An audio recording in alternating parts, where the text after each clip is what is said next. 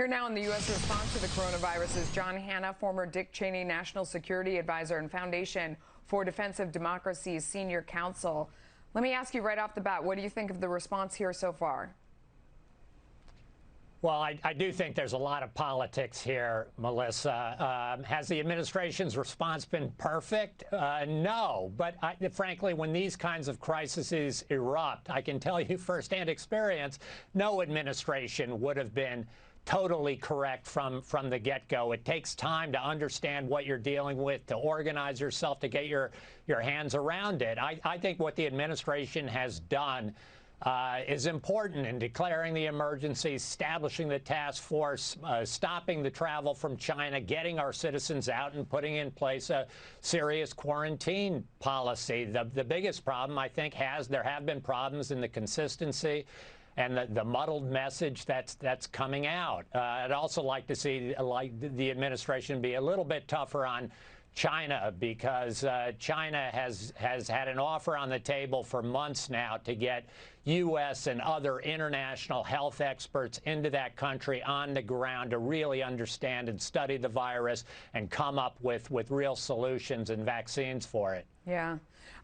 Moving on to the escalating tensions in Syria now, NATO meeting after 33 Turkish soldiers were killed in an airstrike by Russian-backed Syrian groups. President Trump speaking to Turkey's Erdogan earlier today, condemning the attacks.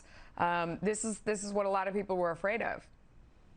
Yeah, this is a very, very dangerous situation that's been brewing now for several months. The world is only bringing its attention to it now. The possibility, we're on the cusp of possibly active hostilities between Russia and Turkey that obviously have some implications for the NATO alliance. We also now have close to 1 million refugees in Syria flowing toward that Turkish border, and the possibility of Turkey again opening up its border and moving these refugees into Europe with a repeat of what happened in 2015, which was hugely destabilizing for the politics of the continent. This is really urgent, and it's critical now, I think, for the United States government, together with those European allies that have the most at stake here, to figure out a way to get the Russians to pull back, to agree to a ceasefire, so people can deal with this crisis, this refugee crisis inside of Syria before it hits Europe. Yeah.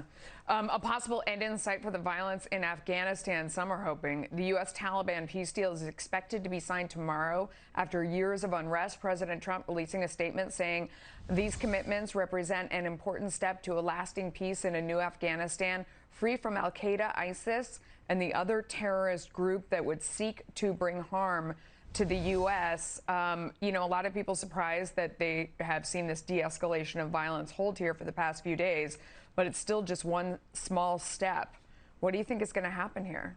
Yeah, it's a very small step, Melissa. Of course, from the president's lips to God's ears, that we're going to have a peace agreement in Afghanistan that allows our troops to come home and really puts an end to the terrorist threat that part of the world has posed to the United States. Count me, unfortunately, as very, very skeptical, because I think the Taliban, everything I know about its intentions remains that it wants to bring down this Afghan experiment in democracy, recreate the Islamic Emirate of Afghanistan, and maintain its relationship with al-Qaeda that is now more than 2.5 decades in the making. So I think this requires really a steadiness and resolve on the part of the United States, not to simply abandon Afghanistan too soon. We've got to make sure the Taliban lives up to some of these commitments. Yeah, I mean, it's a difficult, you know, tightrope to walk, because so many people feel so tired from having been there for so long. Absolutely. You know, but if you pull out too quickly, then there you go. John, thank you.